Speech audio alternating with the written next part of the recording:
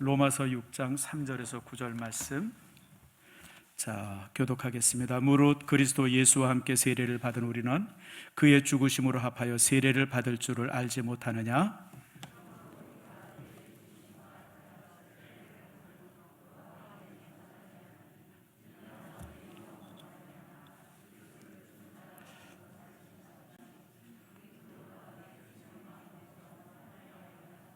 만일 우리가 그의 죽으심과 같은 모양으로 연합한 자가 되었으면 또한 그의 부활과 같은 모양으로 연합한 자도 되리라.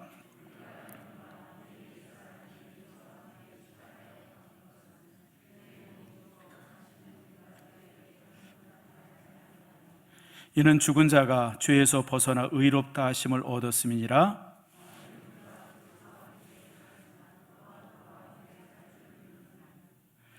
다 같이 읽습니다. 이는 그리스도께서 죽은 자 가운데서 살아나셨음에 다시 죽지 아니하시고 사망이 다시 그를 주장하지 못할 줄을 알미로다. 아멘. 기도하겠습니다. 하나님 감사합니다. 주께서 축복해 주셔서 오늘 부활절 이른 아침 시간에 또 이렇게 세례식도 하고 유아 세례식도 하면서 또 주의 말씀을 우리가 받습니다.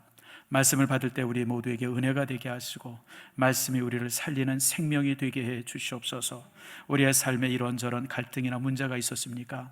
오늘 주의 말씀이 우리를 깨끗하게 하시고 강건하게 하시고 복되게 하시는 은총의 시간 되게 해 주시옵소서. 하늘의 문을 열어주시고 가득 찬 복을 주시며 전하는 종에게도 하나님께서 은총을 주시고 받는 모든 성도들에게도 더 큰 은혜로 함께 해 주시옵소서. 감사드리고 예수님의 이름으로 기도드립니다. 아멘.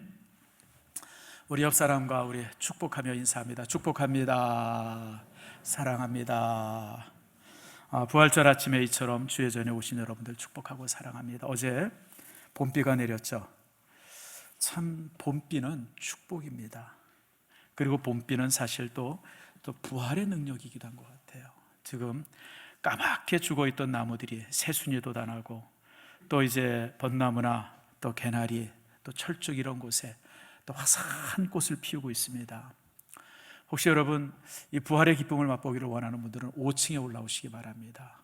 5층도요 지금 막 앵두꽃도 피고 또 이제 이렇게 여러 나무들에 이파리가 나고요, 잎이 나고 또 이제 제가 이 난들을 이렇게 가져다는데 난에 꽃이 펴가지고 향기도 있습니다. 여러분들이 오늘 이제 시간 되시면 오늘 당연 장로님들은 오늘 이제 전당에 모이니까 올라오셔서 또 이제 이렇게 한번 구경도 하시고 또 이제 부활의 기쁨도 맛보기를 바랍니다. 사실 계절 중에 최고의 계절이 봄입니다. 가을의 단풍보다 훨씬 아름다운 것이 봄의 연두빛의 이파리입니다. 참 비 오고 난 후에 나무 그 바짝 마른 나무에서 연두빛 작은 새싹들이 나는 것은 이건 정말 찬란한 영광이죠. 새 생명 아닙니까? 여러분들이 이런 부분들을 이 4월 달에 다시 한번 이렇게 경험하고 부활을 찬양할 수 있기를 바랍니다. 2000년 전 오늘 아침에 예수님께서 죽음을 이기시고 3일 만에 부활하셨습니다. 그래서 오늘은 그 주님의 부활을 감사하고 기념하는 부활주일입니다. 생명의 주인 되신 예수께서 성경의 약속대로 이제 죽음을 이기고 부활하신 이날 여러분들이 부활의 축복을 갖기를 원합니다. 예수 그리스도께서 가지셨던 그 부활의 능력으로 말미암아 우리의 삶 속에 드리워졌던 여러 가지 근심과 어두움들이 물러가고요, 삶 속에서 가졌던 실망과 절망이나 답답함들이 다 사라지는 축복이 여러분의 삶 속에 있어지기를 축원합니다. 부활은요 2000년 전의 예수님의 부활이 아니라 우리의 삶의 부활이 되어져야 합니다. 여러분들 이런 축복이 있기를 축원합니다. 사실 오늘 본문에 있는 말씀처럼 예수님께서 부활하셨어요. 그리고 주님의 부활은 이전에도 없었고 이후에도 없었습니다. 2000년 전에 예수님이 부활하셨는데 그 전에도 죽었다가 다시 산 사람, 물론 가사 상태에 있던 사람이 일어선 사람이 있었어요. 가사 상태. 근데 의사들은 죽었다고 생각했는데 사실 죽지 않았던 사람들의 삶들이 있습니다. 가사 상태죠. 그런 분들은 있었지만 예수님처럼 이렇게 온 몸이 완전히 엉망. 여러분 주님의 죽음은 그저 이렇게 침대에서 그냥 숨이 끊어진 게 아니라 채찍에 맞아서 온 몸이 문드러지고 손과 발에 못을 박아서 뼈가 부서지고 옆구리가 창에 찔려서 그냥 피가 다 쏟아져서, 이건 완전히 엉망이 된 모습 속에서 무덤에 갇히십니다. 근데 그 예수님께서 다시 사셨어요. 이 사실을 믿는다고 하는 것 자체가 사실 기적입니다. 믿을 수가 없죠. 그래서 여러분, 도마가 스승님이 살아났다라고 하는 소식을 들을 때 도마는 예수님의 12제자 중에 하나죠. 코웃음을 쳤어요. 야, 그 말 같지 않은 소리 하지 말아라. 어떻게 죽은 사람이 다시 사냐? 그것도 그렇게 죽은 분이 어떻게 다시 사냐? 당연하죠. 제가 만약 그 중에 12사람 한 사람이었으면 저도 똑같이 말했을 거예요. 이 사람들아, 죽은 사람이, 그것도 뼈가 부서지고 창에 찔려서 피와 물이 다 쏟아진, 그렇게 처참하게 죽은 사람이 어떻게 3일 만에 다시 사냐? 당연히 그렇게 말했을 거예요. 근데 그때 예수님께서 그들 가운데 나타나십니다. 호련히 나타나셨어요. 호련히. 문을 꽉꽉 채우고 창문도 닫고 방문도 꽉꽉 닫았는데 갑자기 그 안에 주님께서 호련히 나타나신 거예요. 영광의 몸을 가지시고. 도마가 얼마나 놀랐겠어요. 기절초풍을 했어요. 그러면서 도마가 뭐라니까, 내 주여 내 하나님이여 고백을 하죠. 여러분, 이것보다 더 분명한 예수님의 부활의 증거가 어디 있어요? 꼭 봐서 믿고, 꼭, 여러분, 도마는 예수님이 사실 귀신으로 나타난 줄 알았어요. 귀신으로. 그러니까 자기가 만져보겠다, 이 얘기는 뭐냐, 귀신인지 진짜 육체인지 자기가 확인해 보겠다는 거예요. 근데 여러분, 예수님이 육신으로 그들 속에 나타난 거예요. 도마가 얼마나 놀랐겠습니까? 사실 여러분, 예수님이 이제 이렇게 십자가에서 죽자 제자들이 다 도망치죠. 여러분, 가을날 벼밭에 메뚜기 튀듯이. 여러분, 어렸을 때 메뚜기 잡아보셨습니까? 저는 어렸을 때 메뚜기 많이 잡았어요. 특별히 가을쯤, 추수 때쯤 되어지면 온 가족이 푸대들 들고 나가서, 비료 푸대 뭐 이런저런 푸대 들고 나가서 메뚜기 잡았어요. 하루 종일 가족들이 잡으면 몇 푸대 잡잖아요. 그거 가지고 이제 볶아가지고 겨우내 먹고 그랬잖아요. 우리가 제 세례 요한의 후예예요. 메뚜기도 먹고. 여러분 안 그랬던 것 같은데, 여러분 다 먹은 줄 알아요. 아무튼 그때 그렇게 볶아서 그거 겨우내 먹었던 기억이에요. 그때 여러분 기억나세요?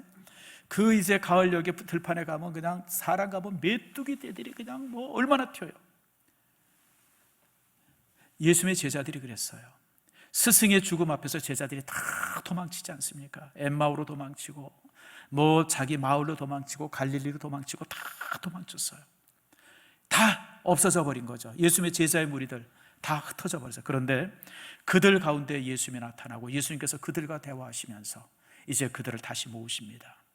그래서 여러분, 그렇게 모아진 제자 11명이 예수님이 부활하셨다고 하는 것을 증거하면서 다 순교합니다.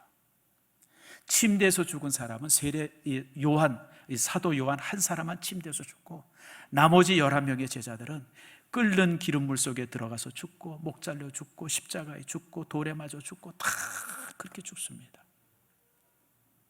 여러분, 이것보다 더 분명한 부활의 증거가 어디 있습니까?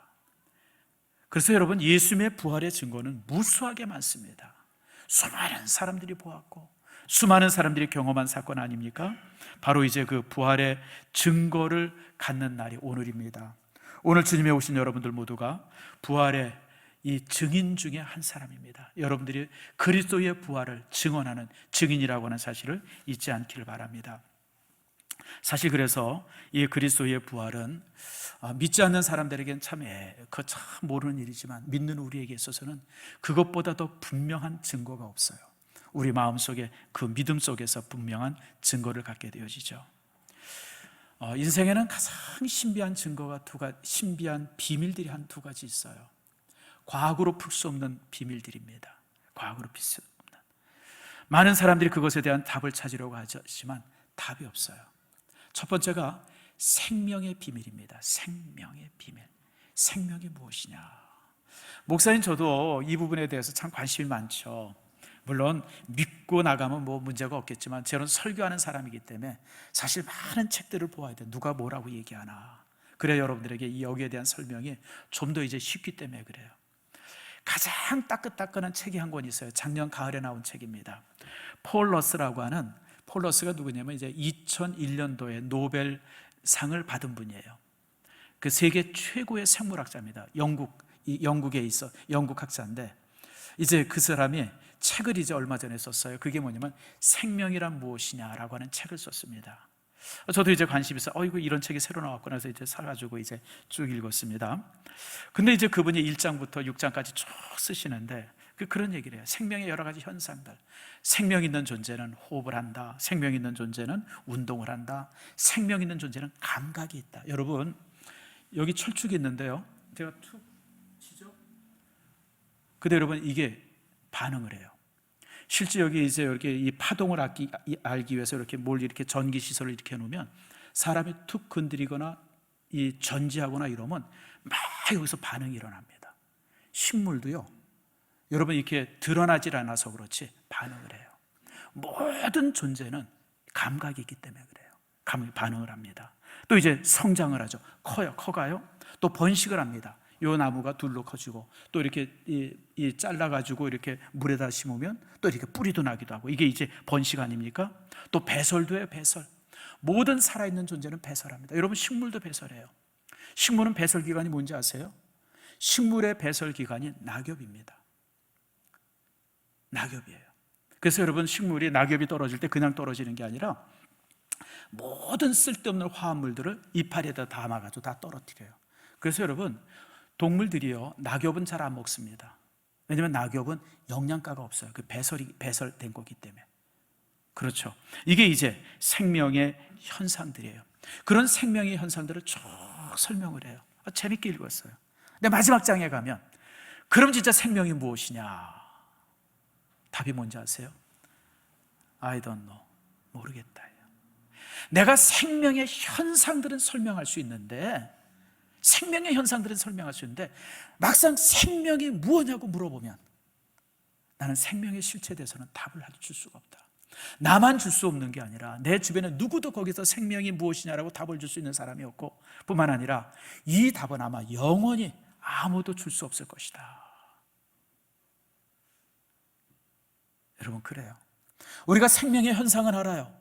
여러분, 살아있는 존재나 죽은 이 시체나 똑같아요. 생물학 구조는 너무너무 똑같아요. 그 속에 있는 세포나 세포 안에 들어있는 염색체나 무슨 그 염색체 안에서 여러 염색체 배열이나 또 이제 그 에너지를 만들어내는 미토콘드리아라고 합니까? 그런 거나 또 그 속에서 이제 무슨 이렇게 그 탄수화물이랑 무슨 산소랑 결합해서 열을 내거나 이런 모든 구조가 똑같아요. 그런데 하나는 생명이 있고 하나는 생명이 없어요. 그걸 설명할 방법이 없어요. 왜 움직이고 왜 그런 생명의 현상이 나타나는지를 설명을 하지 못해요. 혹시 여러분 카오스라고 하는 강연 아십니까? 카오스라는 강연이 있어요. 이거 아시는 분은 되게 훌륭한 분이에요. 아마 우리나라의 최고의 강의일 거예요. 그 이제 어떤 재단에서 하는 강의인데, 우리나라에서 여러 가지 현안대 생명의 문제, 우주의 문제, 무슨 이런저런 문제들을 가지고 그 강연을 해요. 그래서 저도 이제 관심이 있어서 그 카오스 강연을 좀 듣습니다. 근데 거기에 이제 얼마 전에 제가 이제 하나 들었는데, 유명한 분이에요. TV에도 종종 나와서 이제 이렇게 대담도 하고 그러는 분인데, 젊은 학자입니다. 한 40대 후반쯤 된, 그런 40대 중반쯤 됐나? 아주 젊은 친구더라고요. 그 친구가 이제 생명이란 무엇인가 이런 문제를 가지고 이제 강연을 해요. 근데 똑같아요. 그 이제 폴러스가 한 말처럼 이런 그 생명의 현상들을 쭉 얘기하면서, 생명 별거 아닙니다. 이게 바로 생명이다. 이런 메커니즘이 생명입니다. 그래요. 근데 여러분, 무식해서 그래요. 그런 메커니즘이 생명이 아니에요, 여러분들. 그런 메커니즘을 가져오게 한 원인들이 있는데 그 원인에 대해서는 설명을 못해요. 그래서 제가 그 사람 강의를 쭉 들으면서, 참 무식하면 저렇게 용감하구나. 무식하면 용감하구나. 생명의 현상을 가지고 생명으로 저렇게 박보국이고 잘난 척을 하는구나. 제가 강의를 들으면서 이제 그런 생각을 해봤습니다. 여러분, 생명이 무엇인지는 학문적으로 풀어갈 수가 없어요. 알 수 있는 방법이 없어요. 왜 그런 현상이 일어나는지를 아무도 얘기를 못해요. 왜 이런 의지가 있고 무엇인가 인지하고 무엇인가 이런 생각하고, 여러분 이런 부분들을 어떻게 이런 화학적인 반응 가지고 설명을 할 수 있습니까? 그 무식하니까 그거 가지고 생명이라고 그러는 거예요. 그래서 제가 이렇게 그분은 참 자신 있게 뭐 최고의 권위 있는 생물학적인 것처럼 얘기하는데 제가 볼 때는 굉장히 무식해요. 가장 근본적인 것에 대해서는 아는 게 없어요. 그래서 여러분, 참 그렇구나. 그러나 우리에게는 너무 쉬운 문제죠. 창세기 1장에 뭐라 그래요? 하나님께서 흙으로 사람을 지으시고 그 코에 생기를 불어넣으셨어요. 생기, 영혼을 불어넣으셨어요. 바로 그 영혼이 사람을 움직이게 하고 활동하게 하고 호흡하게 하고 감각 있게 하고 뭔가 생각하게 하고 이런 모든 것들이 바로 그 영혼의 작용이에요. 그러나 여러분, 학문이 영혼을 어떻게 할 수 있습니까? 영혼이라고 하는 것은 물질이 아닌데, 학문이라고 하는 것은 물질적인 세계 외에는 알 수 있는 방법이 없어요. 그게 한계죠. 그래서 여러분, 이 영혼은 만질 수도 없고 볼 수도 없고 냄새 맡을 수도 없고 감각할 수 없는 게 영혼인데, 그렇기 때문에 이제 그들은 생명은 그들에게 있어서 신비죠. 우리에게는 너무 분명한 사실인데, 또 하나의 신비가 이제 죽음입니다. 죽음을 어떻게 설명할 것인가도 참 신비해요. 죽음에 대한 강의가 참 많습니다. 무슨 하버드의 죽음학이라고 하는 강의가 있어요. 여러분들 혹시 관심 있으면 한번 사서 보세요. 뭐 그런 분들, 이런 분들. 근데 가장 따끈따끈한 책이 또 한 권이 있어요. 작년 가을에 나온 책입니다. 정현채라고 서울대 의대 교수인데 이제 의사이면서 수없이 많은 죽음을 바라보면서 저가 이제 책을 한 권 썼어요. 그 책의 제목이 뭐냐면 우리는 왜 죽음을 두려워할 필요가 없는가, 이런 책을 한 권 썼어요. 그래서 제일 최근에 나온 책이기에 제가 이제 관심이 있어서 제가 한번 봤습니다. 근데 이제 내용은 성경을 그냥 두리뭉실 엮어놓은 거예요. 이분이 무슨 얘기를 하냐면 재미난 얘기인데, 이분의 관심이 이제 임사체험이에요. 죽음을 체험한 사람들에 대해서 이렇게 자료를 가지고 이 사람들이 뭘 체험했나, 공통점이 뭔가, 다른 게 뭔가, 그 다음에 어떤 거 사는 지역에 따라서 어떤 식으로 이제 얘기를 하나, 뭐 이제 그런 걸 쭉 이제 연구한 분인데, 그분이 이제 왜 우리가 죽음을 두려워하지 않아도 되느냐라고 하는 얘기를 하는데 아주 재미난 얘기를 해요. 죽음은 삶의 과정이라는 거예요. 그렇기 때문에 삶의 한 과정이기 때문에 죽음은 두려워할 것 없다. 또 죽음이라고 하는 것은 다른 차원으로, 다른 세계로 옮기기 때문에 죽음은 두려워할 것 없다. 뭐 이제 그런 얘기를 쭉 해나가요. 제가 한번 물어봅시다. 여기서 제일 나이 많으신 분이 누굽니까? 저 뒤에 장로님도 계시고 안수지사님도 계시고. 한번 물어볼게요. 70 넘으신 분들에게 물어볼게요. 죽음은 삶의 과정이기 때문에 하나도 안 두렵다. O예요, X예요? 김한수 장로님, O예요, X예요? 죽음은 과정이기 때문에 하나도 두렵지 않다. O예요, X예요? O예요? 저보다 낫네요. 난 사실 죽음이 두려워요. 경험해보지 못했기 때문에. 근데 죽음이 진짜 두려운 것은 생명이 끝나기 때문에 두려운 게 아니에요. 내가 하나님 앞에 서야 되기 때문에 두려운 거예요. 우리 집사님 말씀이 맞아요. 죽음은 두려운 게 아니에요. 삶의 한 과정이고 그건 뭐 누구도 피할 수 없는 거기 때문에 두려워한다고 해서 그게 안 옵니까? 그러나 한 번도 경험해보지 못했기 때문에 두려운 건 사실이에요. 그러나 우리가 담대하게 맞을 수는 있죠. 그런데 두려운 게 있어요.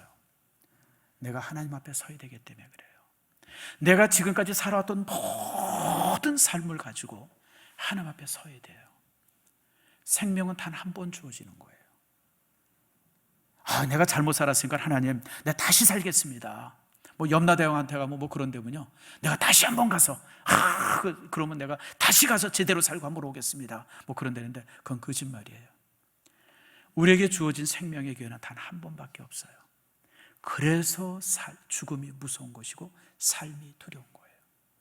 이것 가지고 내 영혼이 판단되어지기 때문에, 내 영원한 삶이 어디서 결정되어지냐면 이 땅에서 사는 삶의 기간들, 60년을 살든 70년, 80년, 90년, 100년을 살든지 간에 그 삶의 기간 동안에 가졌던 열매를 가지고 내 영혼의 문제가 이제 답이 만들어지는 거예요.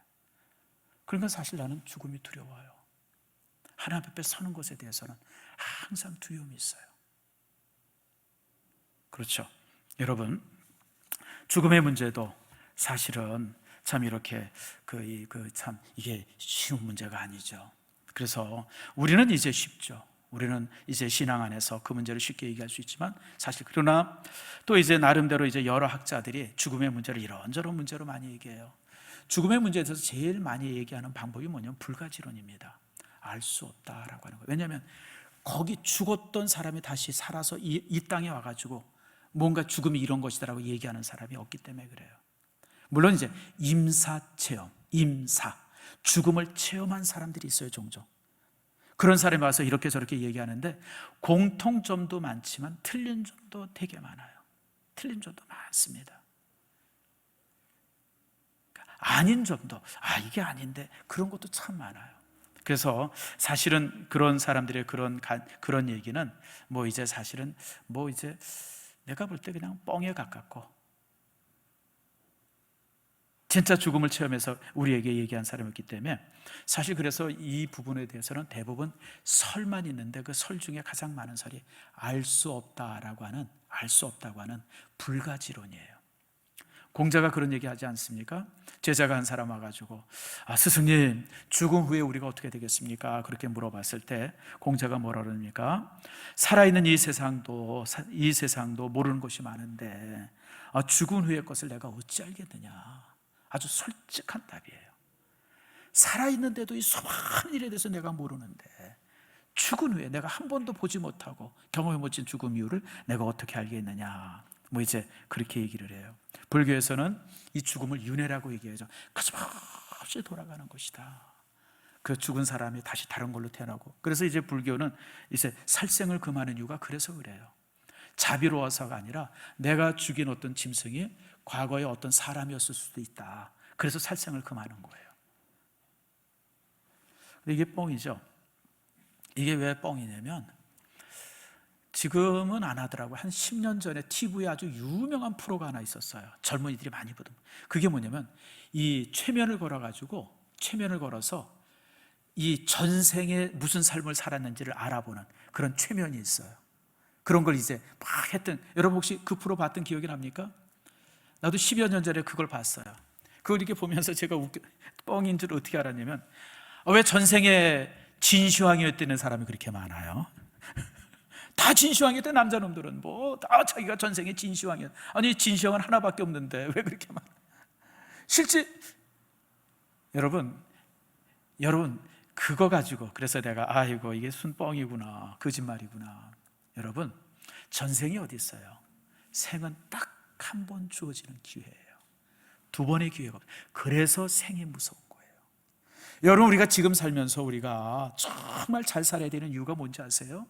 내게 두 번의 기회가 없기 때문에 그래요. 우리가 지금 이 4월 5일이죠. 오늘이 4월 5일, 지금 한 12시 조금 넘었을 거예요. 12시 한 20, 30분 됐는데 이 시간은 내게 두 번 주어지질 않아요. 이 시간이 두 번 주어진다고 그러면 지금 골프장에 있는 사람이 가서 교회 가서 예배 드려야 되겠다, 뭐 그런 생각하실 거예요. 근데 그게 안 돼요, 여러분들. 이건 지나가면 이게 끝이에요, 여러분들. 우리가 이 땅에서 살은 삶은 두 번의 기회가 주어지지 않기 때문에 사실 여러분, 인생의 매 시간은 굉장히 중요한 의미를 가지고 있어요. 만약에 윤회된다 그러면 얼마든지 우리가 잘못 살고 마음대로 살아도 돼요. 뭐 도둑질하다 살고 강도질하다 살아도 돼요. 왜냐면 수많은 후에도 기회가 있으니까. 근데 여러분, 인생에는 두 번의 기회가 없어요. 그래서 여러분, 이 죽음의 문제가 참 그래요. 그러나 이런 생명의 문제와 죽음의 문제를 명확하게 해결한 사건이 바로 그리스도의 부활입니다. 2000년 전에 예수님께서 부활하심으로 인해서, 그 사건으로 인해서 우리는 이 무덤이 인생의 종착점이 아니고, 그리고 죽음이 인생의 끝이 아니라고 하는 사실을 우리가 이제 명확하게 알게 되어지죠. 그래서 여러분, 예수님의 부활은 생명의 문제와 죽음의 문제를 해결한 위대한 사건이에요. 그리고 그것이 그냥 설이 아니라 많은 제자들이 보았고 들었고 만져본 사실이기 때문에 이것이 굉장히 우리의 삶에 이제 중요한 겁니다. 그래서 오늘 시간에 우리가 여러분과 함께 나누려고 하는 것이 바로 이 죽음의 문제, 생명의 문제를 여러분과 함께 나눕니다. 특별히 여러분, 부활이라고 하는 것은 믿음이에요. 이 믿음의 문제죠. 요한복음 11장에 이렇게 말씀합니다. 우리 한번 읽어볼까요? 11장 예수님께서 마르다에게 묻는 물음입니다. 다 같이 한번 읽겠습니다. 시작. 예수께서 이르시되 나는 부활이요 생명이니 나를 믿는 자는 죽어도 살겠고 무릇 살아서 나를 믿는 자는 영원히 죽지 아니하리니 이것을 내가 믿느냐. 자, 거기까지만 봅시다. 먼저 나는 부활이요 생명이에요. 나를 믿는 자는 살아서 나를 믿는 자는 영원히 죽지 않을 것이다. 죽어도 살 것이고 영원히 죽지 아니할 것이다. 근데 주님의 중요한 것이 뭐냐면 따라합시다. 내가 믿느냐고. 왜냐하면 생명과 부활의 문제는 지식의 문제가 아니에요. 이해의 문제가 아니에요. 내가 어디 공부해서 알 수 있는 문제가 아니에요. 이거는 믿음의 문제예요. 내가 믿느냐. 우리는 생명의 문제, 부활의 문제, 이런 문제를 뭔가 설명해서 알아보려고 그래요. 뭔가 좀 이해해 보려고 그러는데 여러분, 무슨 수로 이해가 되겠어요? 아까 폴러스의 그 고백처럼 최고의 생물학자인데도 불구하고 생명의 현상은 얘기하는데 생명의 본질은 자기는 모른다는 거예요. 무엇이 생명인지, 왜 미토콘드리아라는 거에 그 속에서 이렇게 작용이 일어나서 거기서 에너지가 만들어지는지, 그리고 그런 에너지가 이렇게 이 사람들을 이렇게 움직이는 이렇게 동력이 되는지, 그 원인을, 그 이유를 자기는 모르겠다는 거예요. 그리고 갑자기 그것이 딱 끝나면서 죽음에 이르는 것에 대해서도 알 수가 없는 거죠. 그게 과학의 한계죠. 그러나 예수님은 부활을 통해서, 그리고 또 이제 그 이 제자들에게 생명의 비밀을 이제 알려주면서 주시는 말씀은 뭐냐면, 아느냐, 이해했느냐, 이게 아니에요. 내가 믿느냐. 그래서 여러분, 생명의 문제, 부활의 문제는 여러분 이해의 문제가 아니라 이것은 믿음의 문제예요. 그러니까 여러분, 이제 이 마르다가 뭐라고 고백합니까? 같이 한번 읽읍시다. 시작. 이르되 주여 그러하다. 주는 그리스도시요 세상에 오시는 하나님의 아들이신 줄 내가 믿나이다. 따라합시다. 내가 믿나이다. 예수님이 부활이고 생명인 것을 내가 믿습니다. 이건 믿음의 영역이에요. 그래서 오늘 이 시간에 여러분들과 나누려고 하는 말씀이, 부활의 믿음이 무엇일까? 무엇을 가지고 부활의 믿음이라고 그러나? 마르다가 내가 믿습니다라고 말했는데 그 믿음의 내용이 무엇일까? 성경은 네 가지를 말합니다. 간략하게 제가 설명할게요. 첫 번째가 뭐냐면, 여러분, 예수님이 육신으로 부활했다고 하는 것을 믿는 거예요. 도마가 예수님이 부활했다니까, 그거는 귀신이야, 그러니까 만져봐야 돼. 아니에요, 여러분들. 예수님은 귀신으로 나타난 게 아니라 육신으로 나타나셨어요. 도마가 만져보니까 살이에요. 도마가 만져보니까 그대로 우리 몸과 똑같은 몸이에요. 심지어는 제자들과 함께 조반도 같이 먹었어요. 아침을 차리고, 야 일로 와라, 오라 그래가지고 거기서 같이 식사도 같이 했어요. 우리와 똑같은 몸이에요. 다른 것은 신령한 몸이에요. 영적인 육체. 그러니까 호련히 그들 가운데 나타난 거예요. 그래서 여러분, 부활은 예수님이 육신으로 부활했다고 하는 사실을 믿는 거예요. 그게 이제 믿음이죠. 그래서 4절이 이렇게 말합니다. 우리가 읽은 4절 말씀 봅시다. 거기에 보면 후반절에 그리스도를 죽은 자 가운데서 살리신 것 같이, 그리스도를 죽은 자 가운데서 살리신 것 같이 죽은 자 가운데서 그대로 다시 살리셨어요. 육신으로 그대로 살리셨어요. 그래서 이제 예수님이 육신으로 부활했다고 하는 사실을 믿는 것, 그것이 부활의 첫 믿음입니다. 부활의 두 번째 믿음은 7절 말씀입니다. 자, 7절 말씀 봅시다. 7절에 같이 읽습니다. 시작. 이는 죽은 자가 죄에서 벗어나 의롭다 하심을 얻었습니다. 의롭다 하심을 얻었다. 주님의 부활은 우리로 하여금 의롭다 하심을 얻게 했어요. 자, 여러분, 의로우신 분 한번 손 들어보세요. 나는 의로운 사람이다. 윤리적으로 의로운 사람. 나는 의로운 사람이야.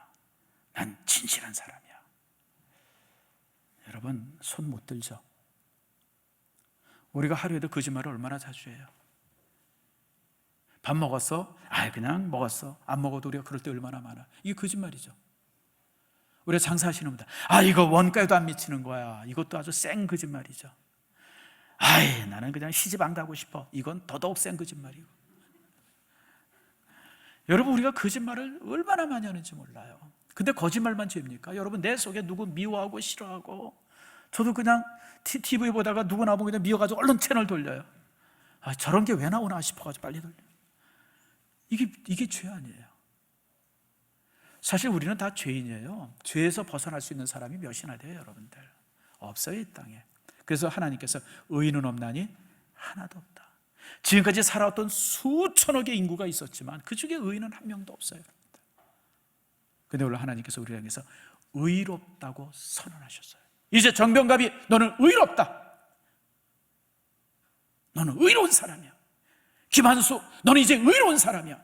하나님이 선언한 거예요. 내 속에 아직 거짓도 있고 뭔가 이렇게 미움도 있고 막 이런데도 불구하고 나를 향해서 너는 이제 의로운 사람이야. 하나님께서 선언한 거예요. 그래서 내가 의롭다 하심을 입은 거예요. 내가 의로워진 게 아니라 의롭다 하심을 선언받은 거예요. 선언받은 거. 사실 이 문제를 가지고 사도 바울도 고민을 굉장히 많이 했어요. 왜냐하면 바울이 얼마나 많은 교회를 세웁니까? 바울이 얼마나 많은 사람을 세례를 줘요? 근데 불구하고 사도 바울 마음속에 여전히 죄가 도사리고 있는 거예요. 욕심도 있고 미움도 있고 갈등도 있고. 그러니까 사도 바울이 이 문제를 가지고 얼마나 고민하는지 몰라. 오라 나는 곤고한 자로다. 이 곤고라는 말의 뜻이 뭐냐면 저주받았다는 뜻이죠. 나는 저주받은 존재다. 왜 내 속에 이렇게 죄책감으로 사로잡혀가지고 막 이러는지 모르겠다고 막 고민을 해요. 그게 로마서 7장 8장에 있는 내용이에요. 근데 바울이 얼마나 놀라운 고백을 합니까? 하나님께서 나를 의롭다고 선언하셨는데 누가 나를 죄인이라고 고발하느냐고 막 고발을 하죠. 사단은 우리 마음속에 죄책감을 가슴없이 만들어줘. 넌 죄인이야. 너는 쓸데없는 존재야. 아이고 너 같은 게 뭐래. 막 이러면서 우리를 막 죄책감을 주는데 바울이 그 죄책감 때문에 그렇게 고민을 했는데 근데 그리스도의 십자가의 은혜를 딱 발견하고 나서는 나는 이제 의로워졌다. 하나님이 나를 의롭다고 선언하셨다. 누가 감히 나를 죄인이라고 그러느냐. 그러고 선언하잖아요. 이게 우리의 신앙이에요. 여러분은 의로운 사람이에요. 여러분이 윤리적으로 의로워서가 아니라, 여러분이 거짓말하지 않아서가 아니라, 여러분이 누구 미워하지 않아서가 아니라, 여러분의 마음이 천사같이 이뻐서가 아니라 하나님께서 여러분을 의롭다고 선언하셨기 때문에 여러분은 의인이에요. 하나님이 창조주 하나님께서 나를 의롭다고 그러셨는데 누가 감히 나를 죄인이라고 고발하겠어요? 그래서 여러분, 부활의 믿음이라고 하는 것은 내가 의롭다고 함을 입었음을 믿는 것, 그것이 부활의 믿음이에요. 그러므로 여러분들 죄책감 가지고 살지 마세요. 우리가 회개를 하면 주님께서는 우리의 모든 죄를 기억도 안 하신다 그랬어요. 자꾸만 죄 문제 가지고 고민하는 사람은 하나님을 의심하는 사람이에요. 착한 사람, 정직한 사람이 아니에요. 여러분, 우린 의인이에요. 자, 그뿐 아니라 또 여러분 5절에 이렇게 8절에 이렇게 말씀합니다. 8절 말씀 봅시다. 자, 같이 한번 읽습니다. 시작. 만일 우리가 그리스도와 함께 죽었으면 또한 그와 함께 살 줄을 믿노라. 이게 부활의 믿음이에요. 주님께서 부활하신 것처럼 나도 부활할 것이다. 이 사실을 믿는 거예요. 예수님께서 강림하실 때에, 예수님께서 이 땅에 오실 때에 우리 모두가 부활해서 일어나요. 만약에 여러분이 주님이 부활하실 때에 여러분이 살아있으면 여러분의 육신이 신령한 육체로 변해서 일어나요. 혹시 여러분이 죽고 나서 주님이 부활하시면 여러분들이 그 죽음의 자리에서 신령한 육체로 변해서 다시 나타나요. 근데 여기에 퀘션이 하나가 있어요. 저도 이 문제를 가지고 굉장히 고민했었어요. 뭐냐면 아마 여러분들도 그런 고민이 있을 거예요. 예수님께서 이렇게 부활하시면 우리 죽은 자들이 다 일어선다고 말씀하셨는데 뭐가 문제가 되냐면 예수님이 십자가에 못 박히실 때 한쪽 편에 있는 강도를 향해서 뭐라 그래요? 내가 오늘 내가 부활할 때 일어날 것이다. 그렇게 말하지 않죠. 내가 오늘 나와 함께 낙원에 있으리라. 바로 오늘 부활하겠다는 거예요. 내가 오늘 십자가에서 죽지만 그러나 내가 오늘 부활해서 나와 함께 낙원에 있을 것이다. 저는 사실 이 두 문제를 가지고 되게 고민했어요. 이게 도대체 무슨 뜻일까? 여러분 성경을 읽을 때요, 틀린 두 가지 문장이 나올 수 있어요. 그러면 이건 맞고 이건 틀리든지, 이게 맞든지 이게 틀리든지, 둘 중 하나는 그럴 것이다. 아니에요. 따라합시다. 둘 다 맞는다. 둘 다 맞아요. 우리가 이해하지 못해서 그래요. 그런데 여러분, 이게 무슨 뜻이냐면, 여러분 시간이라고 하는 개념은 하나님의 피조물 속에 있는 거예요. 하나님께서 세상을 창조하실 때 물질과 시간을 같이 창조하십니다. 물질이 시간이고 시간이 물질, 이거 둘이 엉켜 있어요. 이건 그 아인슈타인의 상대성 이론 속에서 밝혀진 사실이에요. 물질이 시간이에요. 시간과 물질은 하나가 함께 돌아가요. 함께. 상대성 이론이거든요. 다시 말하면 시간이라고 하는 2000년 전에 강도가 죽었다가 다시 살아난 사건이나, 그리고 앞으로 예수님께서 강림하시면서 되어진 부활의 사건이 피조물 세계에서는 3000년, 2000년의 시간적 간극이 있을지라도 영혼의 세계에서는 동시에 사건이에요. 영혼 속에는 현재만 있지 과거와 미래가 없어요. 뭔 말인지 알겠어요? 알면 여러분 이상한 사람이에요. 이거는 우리가 이해할 수 있는 부분이 아니에요. 이거는 신령한 그 하나님의 지식의 부분이기 때문에 우리는 그냥 그런가 보다 믿음으로 우리가 받아들이는 것뿐이에요. 주님께서 부활하실 때, 그 부활하시는 그때 한쪽 편 강도도 같이 부활했어요. 오늘이라니까 사실 어떻게 생각하면 예수님보다 먼저 부활한 거예요. 천국에서. 그렇지 않겠어요? 내가 오늘 나와 나가 함께 하겠다 그랬잖아요. 그래서 여러분들 이 부분은 그런가 보다 우리가 이렇게 이해하는 거죠. 그래서 이 부활의 사건은요 신비의 사건이에요. 그러나 분명한 사실은 우리도 부활이에요. 여러분도 부활이에요. 여러분, 그래서 우리는 예수님의 부활과 그리고 주님의 강림에 의해서 되어지는 이 부활의 사건, 요 가운데 우리가 살고 있어요. 그 가운데. 근데 이 가운데서 우리가 어떻게 살아야 되느냐? 그게 바로 9절 말씀이에요. 9절이 이렇게 말합니다. 이는 그리스도가 죽은 자 가운데서 살아나셨으며 다시 죽지 아니하시고, 따라합시다, 사망이 다시 그를 주장하지 못할 줄을 알미로다. 여러분, 우리가 두 부활 사이에 살아가는데 두 부활 사이에서 사망이 더 이상 나를 주관하지 못하는 그런 삶을 살게 되시는 거예요. 사망이, 죽음이. 여러분, 사망의 권세가 뭐예요? 사망의 권세라고 하는 것이 뭡니까? 사망의 권세가 죄고요, 사망의 권세가 심판이고요, 사망의 권세가 미움이고, 사망의 권세가 절망이에요. 이런 사망의 권세가 우리를 주관하지 못해요. 왜 주관하지 못하냐면, 4절 후반절이 이렇게 말씀하잖아요. 4절 말씀 보세요. 뒤에 가보면 여러분, 그리스도를 죽은 자 가운데서 살리신 것 같이 우리를 또한 새 생명 가운데서 행하게 하려 하심이라. 우리가 사망의 죽음을 사는 것이 아니라 새 생명의 삶을 살아가기 때문에 사망의 권세가 우리를 주관하지 못해요. 더 이상 공갈을 하고 위협을 치고 교회를 향해서 막 성도를 향해서 막 절망하려고 하는 막 이런 걸 만들어도 우리가 그 속에서 흔들리지 않아요. 사망의 권세가 더 이상 우리를 흔들지 못해요. 그러니까 여러분, 과거에 여러분들 우리 기독교인들을 핍박하기 위해서 수없이 많은 공갈을 치고 위협을 하고 그냥 또 죽이기도 하고 그렇지만, 여러분, 죽음이 우리 신앙을 이렇게 번복시킵니까? 수많은 사람들이 순교하면서도, 여러분, 우리가 볼 때 우리는 손양원 목사님의 순교, 주기철 목사님의 순교만 알지만, 여러분, 이 땅에서 6.25와 일제시대를 거쳐서 수십만 명의 성도들이 순교했어요. 여러분들, 6.25 때 얼마나 많은 성도들이 죽습니까? 마을 전체가 순교당하고요, 여러분, 교인들 전체가 순교당한 일들이 6.25 때 얼마나 많았어요, 여러분들.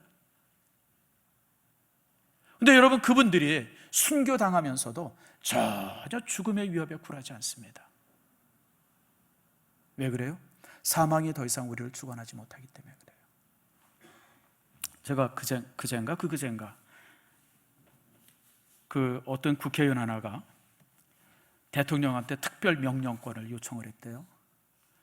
무슨 특별 요청권이냐면, 이제 모든 교회가 예배 드릴 때 대통령한테 허락받고 예배 드리도록. 그리고 문체부 장관한테 뭐래요? 문체부에서 이제 교회를 이렇게 문체부 장관한테, 내가 이렇게 대통령한테 요청했으니까 당신도, 문체부 장관도 대통령한테 동일하게 요청하려는 거예요. 앞으로 대한민국에 있는 모든 교회는 대통령 허락받고 예배드리도록. 미친놈이죠. 여러분, 놈이 욕 아니에요. 욕하면 어때요, 여러분? 여러분, 미친놈 보고 미친분이라 그래야 돼요? 미친 선생님이라 그래야 돼요? 여러분, 진짜 미친 사람이에요. 아니, 여러분, 이게 무슨 공산주의예요. 스탈린도 안 그랬는데, 김일성도 안 그랬는데, 무슨 대통령 허락받고 예배를 드려요. 별 거지 같은. 그래서 내가 이런 놈들이 국회의원하고 있고 이런 것들이. 여러분, 사실 제가 이렇게 욕을 해서 미안합니다만은, 여러분 예수님도 욕했어요. 아세요? 예수님 뭐라고 욕했어요? 이 독사의 자식들아. 그게 우리나라 말로 그대로 의역하면요, 개 XX예요. 무슨 말인지 아시죠, 여러분? 예수님이요, 입이요, 예수님이 말씀하실 때 굉장히 그렇지만 악한 자들을 향해서 얼마나 무섭게 했는지 몰라. 이 독사의 자식들아. 이 회칠한 무덤아. 회칠한 무덤이라는 뜻 무슨 뜻이냐면 위선자라는 뜻이에요. 위선자. 여러분, 주님께서 야단치실 때, 욕하실 때 무섭게 하셨어요. 근데 여러분, 우리가 그런 국회의원이 그런 걸 이제 대통령한테 제안했다, 무슨 국회 법을 만들겠다 그러는데, 여러분 그거 보면 무슨 생각이 들어요? 아이고 무시라. 그런 생각 들어요? 무서워요, 여러분? 우습죠? 별 희한한 미친놈들이 아직도 살아있네. 저런 것들이 국회를 한다 그러니까 저렇게 국민들한테 원망을 듣지. 여러분, 그런 생각 안 들어요, 여러분들? 그런 위협들이, 그런 사망의 위협들이 교회 앞에 전혀, 여러분, 그런 게 없어요. 이 기업을 하는 사람이나 이런 사람들 하면 대통령 영이다 어쩌다 그러면 벌벌 떨어요, 여러분. 사실 그렇잖아요, 여러분들.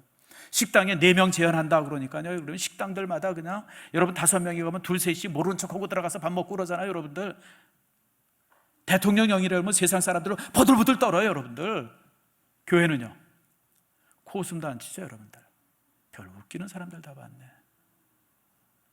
신앙의 자유는 가장 원초적 자유예요. 여러분, 그건 누구도 건드릴 수 없는 자유예요. 누구도 건드릴 수 없는 자유예요.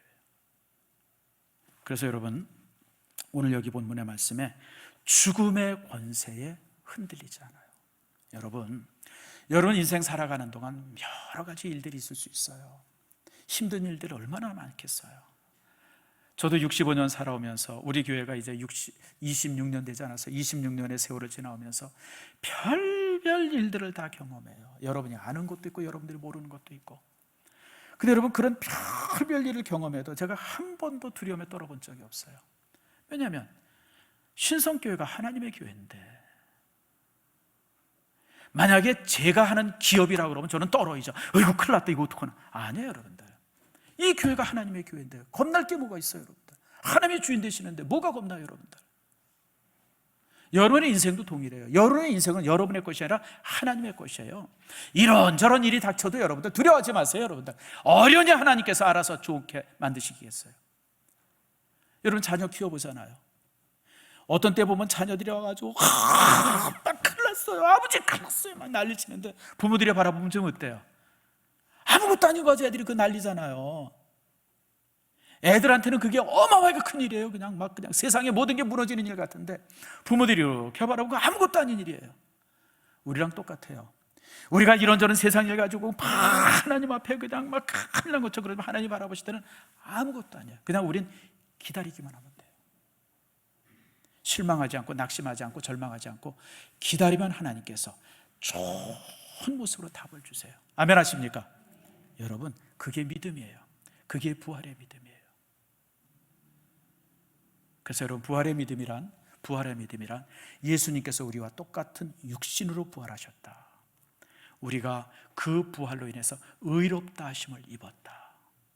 세 번째는 주님이 부활한 것처럼 나도 부활한다. 그리고 더 이상 내 인생을 죄나 사망의 힘이 나를 주관하지 못한다. 내가 새 생명의 사람이다. 나는 새로운 존재의 사람이다.